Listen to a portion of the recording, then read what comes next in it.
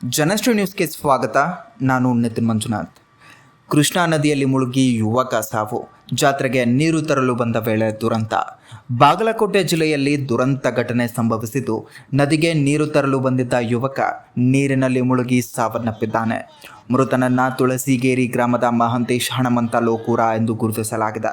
ಮಾರುತೇಶ್ವರ ಜಾತ್ರೆಯ ಹಿನ್ನೆಲೆಯಲ್ಲಿ ಹಿರೇಹೊಳೆ ಭಾಗದ ಕೃಷ್ಣಾ ನದಿಗೆ ನೀರು ತರಲು ಯುವಕರ ಗುಂಪೊಂದು ಬಂದಿತ್ತು. ಈ ವೇಳೆ ಬೀಳಗಿ ತಾಲೂಕಿನ ಹಳೆಕುರ್ತಿ ಗ್ರಾಮದ ಬಳಿಯ ಕೃಷ್ಣಾ ನದಿಯಲ್ಲಿ ಈ ದುರಂತ ನಡೆದಿದೆ. ಘಟನೆ ಬಳಿಕ ಅಗ್ನಿಶಾಮಕ ದಳ ಹಾಗೂ ಸ್ಥಳೀಯರು ಶೋಧ ಕಾರ್ಯ ಮುಂದುವರೆದಿದ್ದು, ಶವ ದೊರೆತಿದೆ.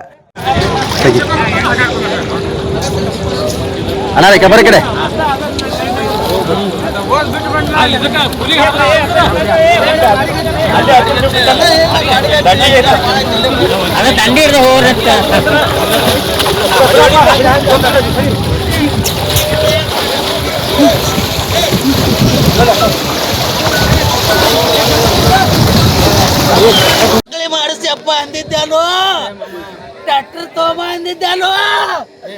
ಅಪ್ಪ ನಿಮ್ಮ ಸಲಾಗೆ ನಾವು ಎಷ್ಟು ದುಡ್ದು ಕಳಿಸಿದ್ರಿ, ಏನು ಮಾಡೋದು?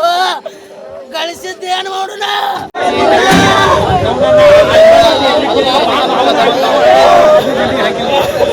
ಈ ಪ್ರಕರಣ ಬೀಳಗಿ ಪೊಲೀಸ್ ಠಾಣಾ ವ್ಯಾಪ್ತಿಯಲ್ಲಿ ದಾಖಲಾಗಿದೆ.